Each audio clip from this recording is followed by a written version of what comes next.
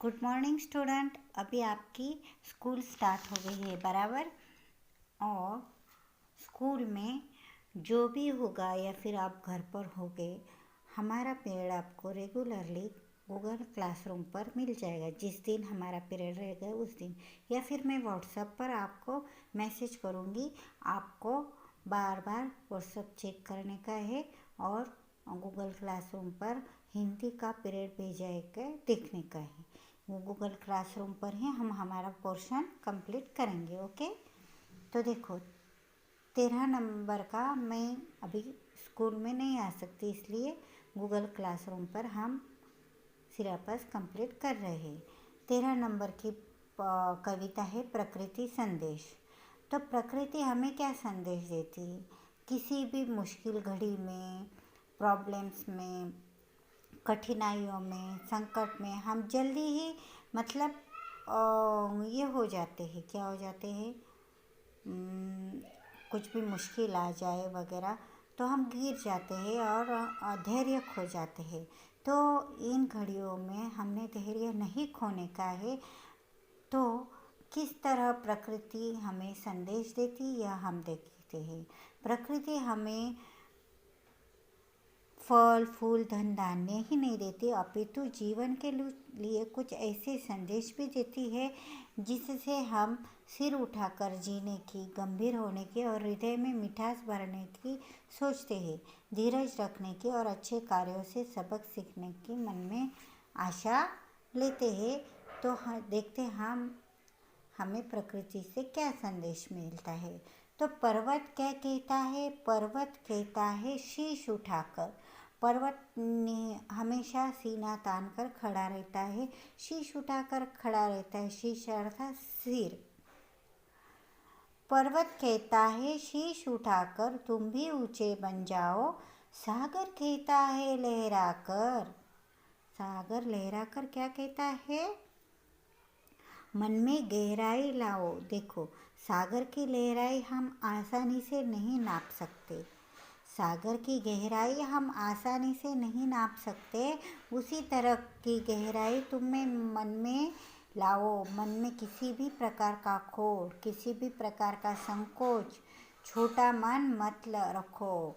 मन में गहराई लाओ। मन इतना बड़ा करो कि उसमें हर सुख दुख, मान अपमान सम्मान सब कुछ सह सके। ऐसी मन में गहराई तुम लाओ, यह कहता है हमें सागर। और पर्वत क्या कहता है? शीश उठाकर हमेशा हमने जीना चाहिए और ऐसे ऊंचे हमने बनना चाहिए। समझ रहे हो क्या कहती है? उठ उठ गिर गिर तरल तरंग। तरल तरंग मतलब पानी में उठने वाली लहरें, सागर में उठने वाली लहरें, नदी में आने वाली लहरें। तो वो हमें क्या कहती है? समझ रहे हो क्या कहती है? उठ उठ गिर गिर तरल तरंग। तरल तरंग गिरती है, फिर से उठती है, गिरती उठती है। गिरने के बाद वो उठने का उसे मालूम है। एक बार गिर गई तो वो गिर ही नहीं जाती, तो हमेशा दूसरी बार उठकर फिर से तरल तरंग बनती है। वो हार नहीं मानती। भर लो अपने दिल में मीठी मीठी मृदुल उमंग। मृदुल का अर्थ दिया है यहाँ पर कोमल मुलायम। तो हमेशा हमने अपने मन में कोमल भावनाएं रखनी चाहिए और मीठे भाव रखने चाहिए। हमेशा किसी से भी बोलते वक्त हमने मीठी वाणी बोलनी चाहिए, न कि कड़वी वाणी, दूसरों का दिल दुखे इस तरह की वाणी, इस तरह के बोल हमने कभी भी नहीं बोलने चाहिए। आप लोगों ने 3rd स्टैंडर्ड में पढ़ा होगा मीठे बोल। मीठे बोल से आप क्या करना चाहिए? हमेशा मीठी वाणी बोलनी चाहिए और मीठी वाणी बोलकर तुम्हें जग जीतना चाहिए, संसार को जीतने की क्षमता रखनी चाहिए।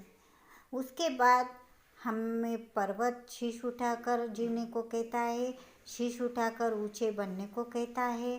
सागर मन में गहराई लाने को कहता है। और तरंग कितना भी हम मतलब हार जाए, वो फिर से हमने उठना चाहिए और लड़ना चाहिए, जीना चाहिए। मीठी मीठी मृदुल उमंग कोमल भाव मन में लाने चाहिए, ऐसा हमें तरल तरंग कहती है। उसके बाद हमारी पृथ्वी क्या कहती है? पृथ्वी हमें धैर्य न छोड़ने की बात कहती है। हमेशा हमने साहस हमारे हृदय में संजोया रखना चाहिए। धैर्य का अर्थ है धीरज, करेज। पृथ्वी हमें क्या कहती है? हमेशा धैर्य न छोड़ने की बात कहती है।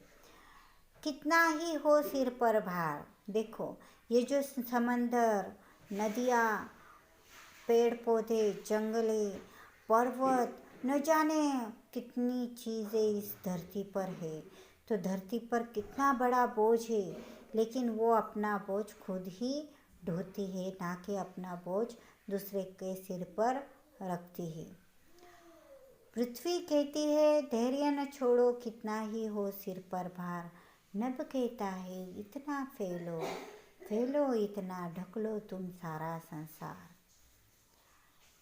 पृथ्वी पर इतने सारे बोझ होकर भी पर्वत है, पेड़ पौधे है, नदियाँ है, झरने हैं, सागर है, इतना सारा वो बोझ ढोती है, फिर भी धैर्य नहीं खोती।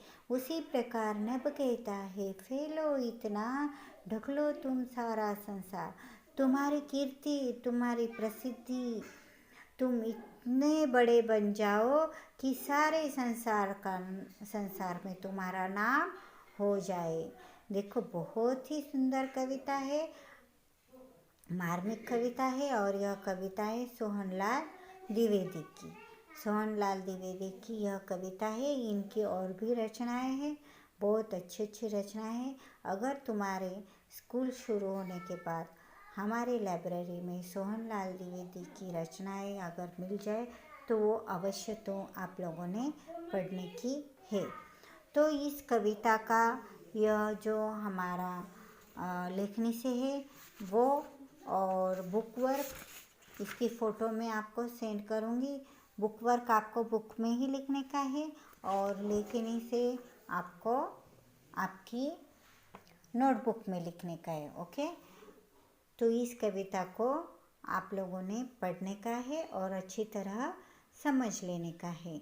इसके बाद हम दूसरा लेसन लेंगे, और बाद में आप लोगों ने बार बार गूगल क्लासरूम चेक करते रहने का है हिंदी विषय के बारे में। Okay, have a nice day.